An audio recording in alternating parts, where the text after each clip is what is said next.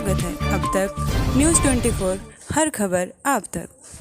अंबेडकर नगर जिले के सुरक्षित आलापुर विधानसभा क्षेत्र में रावण का रथ दूसरी बार पहुंचा। जी हां, भीम आर्मी मुखिया चंद्रशेखर रावण ने शासन प्रशासन एवं उत्तर प्रदेश सरकार को खूब खरी खोटी सुनाई।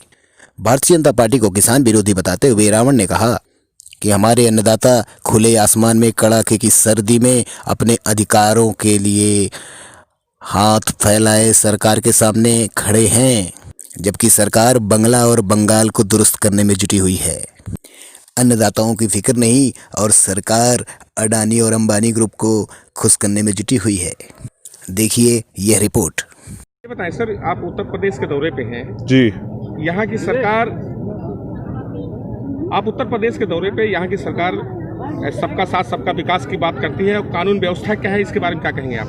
कानून व्यवस्था जो है वो बिल्कुल हाशिए पे है और उसका बड़ा उदाहरण जो है अंबेडकर नगर में जो भीम आर्मी के नौजवान जेल गए थे जिस घटना में, उस घटना में न्याय देने की बजाय जो है जो लोग पीड़ित परिवार की मदद कर रहे हैं उनको जेल भेजा जा रहा है। और अभी हाथरस की घटना में एक रिपोर्ट और पेश हुई है।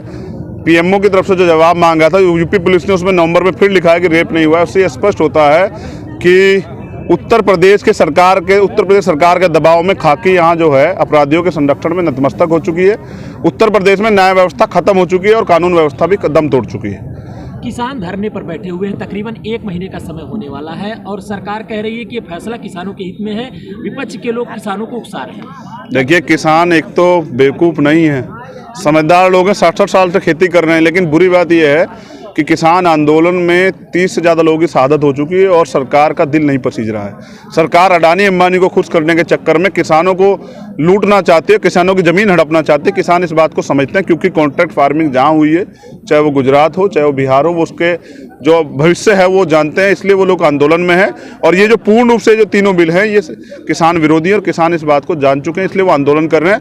सरकार को चाहिए किसानों की मांग को जो है बिना किसी वार्ता के माने, किसी समझौते पे ना जाए और किसानों को जो है घर जाने के लिए तैयार करे। क्योंकि किसान जो हैं इतनी ठंड में, वो अन्नदाता जो हमें रोटी देता है, जो इस देश की रीढ़ है, उसको इतने परेशानियां सहन करनी पड़ी, ये दुखद है देश के लिए। 2022 के लिए भीम आर्मी का आजाद समाज पार्टी का किसी के साथ गठबंधन होगा या अकेले चुनाव लड़ेगी? 2022 की तैयारियां हमने शुरू कर दी है। अब हमारे कार्यकर्ता गांव-गांव में जाके अपनी यूनिटें तैयार करेंगे, बूथ की, ब्लॉक की, विधानसभा कमेटियां बनाएंगे। तो पहले हम अपना संगठन तैयार करेंगे और जब हमारा संगठन अच्छा तैयार हो जाएगा तो फिर जो कमेटी हमारी फैसला लेगी वो मैं आपके बीच में रखूंगा। एक बात और बताएं, ये सरकार सबका साथ सबका विकास की बात करती है और खासकर दलित समाज को साथ लेने की, जोड़ने की बात करती है, क्या मानते हैं आप? देखिए, हाथरस में हमने इनका न्याय देखा। हाथरस तो एक घटना है, उत्तर प्रदेश के अंदर रोज 3 बलात्कार होते हैं हर जिले में।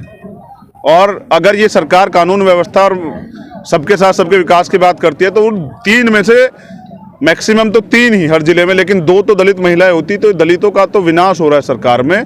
और जिस तरह की घटना होने के बाद भी, अपराध होने के बाद भी, हत्या होने के बाद भी न्याय नहीं मिल पा रहा है और पीड़ितों को डराया धमकाया जा रहा है, उससे स्पष्ट होता है कि सरकार जो है पूर्ण रूप से दलित विरोधी है। ऐसी सरकार को सत्ता में बने रहने का कोई अधिकार नहीं है। मुझे उम्मीद है कि जनता 2022 में इनको जवाब देगी और ऐसी सरकार जिसका मुख्यमंत्री जो है अपने प्रदेश को छोड़ के दूसरे राज्यों में प्रचार करता है और यहाँ जो है कानून व्यवस्था खत्म हो जाती है, उस मुख्यमंत्री को सोचना चाहिए जब उनसे कुर्सी नहीं संभल रही है तो कुर्सी खाली कर देनी चाहिए। कोई योग्य व्यक्ति बैठे तो मुझे लगता है कि प्रदेश में कुछ तो कानून व्यवस्था सुधरेगी। तो भाजपा के नारों में कोई सच्चाई नहीं है। आज तक जो वादे करे थे वो खोखले थे और मुझे उम्मीद है इन्होंने वादे किए थे कि हम ग्रेजुएशन तक सभी बच्चों को जो है फ्री शिक्षा देंगे, तो मुझे तो कहीं नहीं लग रहा है।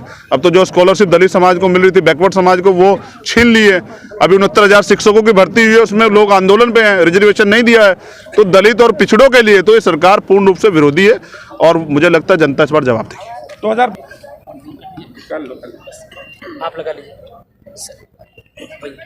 थोड़ा सा सर्किल दे दीजिए, सर्किल लगा लो, लगा। सर